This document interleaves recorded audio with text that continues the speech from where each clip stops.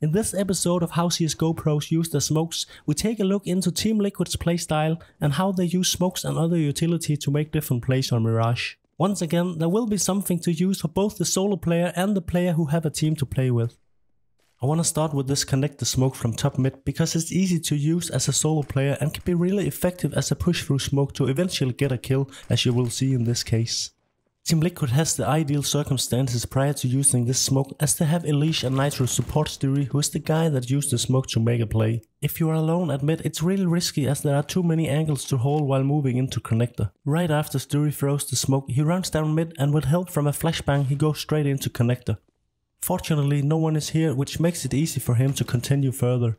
If a CT player is already in connector, he might not fall back even though he sees the smoke lands, so be careful when you go into connector. Neither Nico or Rain are aware that he's about to push the smoke, but Sturi doesn't know that no one is waiting behind it, so he gets help from Nef that makes some noise at ramp to take the attention.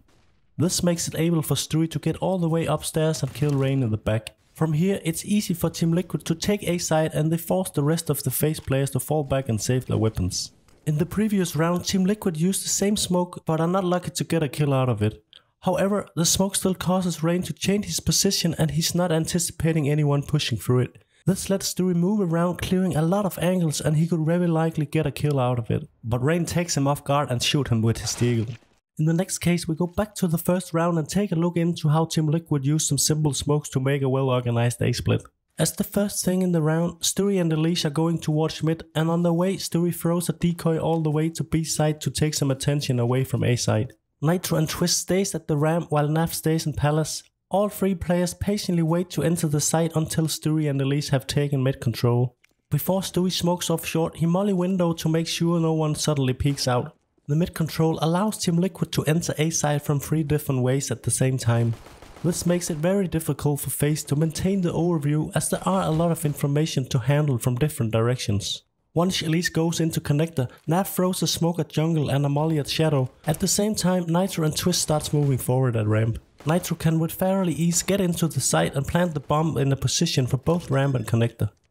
By jumping into window, Stewie are able to get in behind the jungle smoke, which sets him in a position where he has a good chance to take a FaZe player off guard if he tries to push through the hole. FaZe tries to retake the site through CT, but are unable to get through Team Liquid's defense as they are spread out over 4 different positions. FaZe get to the point where they smoke off the bomb, but Naf is one step ahead and take out the knife even before Brokey starts defusing the bomb. In continuation of Team Liquid winning the first round, they use the economic advantage to buy utility for a fast A execute. All players has a smoke grenade, and besides that they have 3 molotovs, 5 flashbangs and a decoy. After the freeze time, Nitro, Trist and Stewie goes directly to line up the smokes for CT, stairs and jungle/connector. The smokes are followed by 3 flashes and Elish immediately starts to push into the site. Things are going pretty fast and Rain gets a kill on Trist right before one of the smoke pops.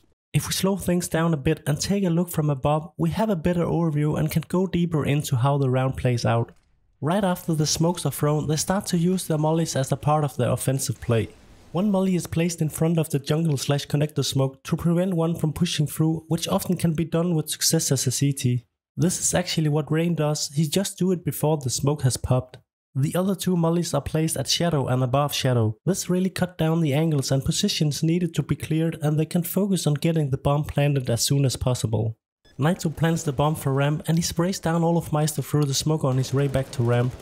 In this case, they have a big advantage in terms of more firepower, and the fact that FaZe are not really present at the bomb site makes it even easier for them to go in and plant the bomb.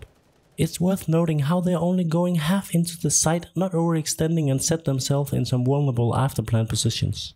It's still a 4v4 situation and it should be easy for Team Liquid to shut down any retake attempt from FaZe. But unfortunately, FaZe really hits their deagle shots that causes some serious economic damage and they are almost able to come in and defuse the bomb. It's hard to say what Team Liquid could have done differently to prevent the big damage, as it seems they were forced ahead, otherwise FaZe would have a bigger chance to defuse the bomb as they still have 3 smoke grenades left. Even though Team Liquid takes some serious damage on the economy, the execute still shows some big potential for a successful A side takeover.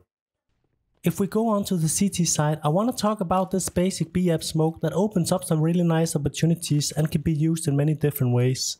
Nitro shows in this round that the smoke is able to slow down all NIP players from coming too far into B apps before he gets into a good position. In this case, he used the smoke to get all the way up into apps and place himself in a favorable position. He played together with Nav that gets a little surprised when he's about to throw a new smoke, but Nav takes away some of the attention from Nitro's position.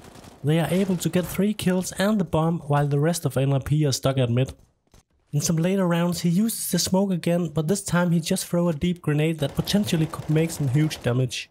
If you use the smoke in the same way many rounds in a row, you can later in the game use it to trick your enemy into believing that you do the same but actually make a different play. This will also make it harder for your enemy to read your game and leave them with the impression that you are unpredictable.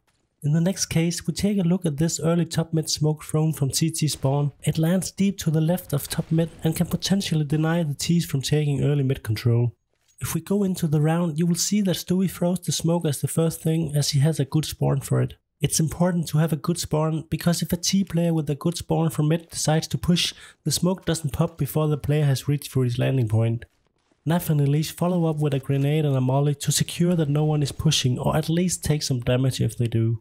Elise now goes into the corner of CONNETOR and hold this angle towards top mid. His job is to maintain mid control, and he does this by moving back and forth to peek between underground and top mid. He could also have gone further up top mid behind the boxes to take a more offensive play. This could give him an advantage to eventually lurk in behind the enemies, but in this case Liquid knows that they are just up against pistols, so there's no need to take such chances. After the top mid smoke fades, he drops a new smoke close to CONNETOR and peeks into underground, where he finds a kill or res.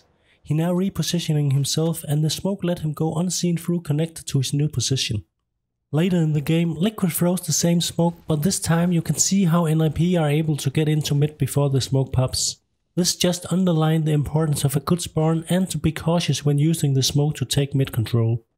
If we go back to the T side again, I want to show you how Liquid approaches early mid control in the 3 of the last 4 rounds of the game. In the 17th round, they throw 2 smokes from T-spawn, one on top mid on catwalk and one into window. Nitro, Elise and Stewie rush directly out mid covered by flashbangs to take an offensive approach. This is done by quickly molly off CONNETOR and nade into window. They probably know they are just up against pistols, so an offensive approach towards mid is in this scenario often a safe choice. They use the mid control to make an A-split, which NIP can't hold back. On to the next round. They once again throw the top mid smoke on catwalk, but this time they wait to smoke off window so Elise and Stewie can move their way through underpass to boost Stewie up into window. Stewie finds Forest, and as his teammates are pushing B side, he is now in a good position to catch any rotations from A. In the next round, the top mid is once again smoked off, but this time they do not smoke the window. Instead, they use the top mid smoke to nade stack window with 2 grenades. Many of you have probably seen Astralis do this with great success. As you can see, NIP doesn't really try to take mid control in these rounds. It is clear that they are under huge pressure and probably feel that Liquid is dominating the game, as they only have 4 rounds. It's worth noting that Liquid are not doing the same play 2 rounds in a row, even though they basically use the same smokes. This really just shows what a big part of high level Counter-Strike is about, and that is to be unpredictable so your opponent can't read you. This was the last example for now. I really hope you enjoyed watching, and let me know in the comments what team you think I should make a video about in the future. And as in the last episode, I put in the most useful smoke lineups so you can use them in your own game. All the smokes are recorded in full HD resolution on a 128 tick rate server.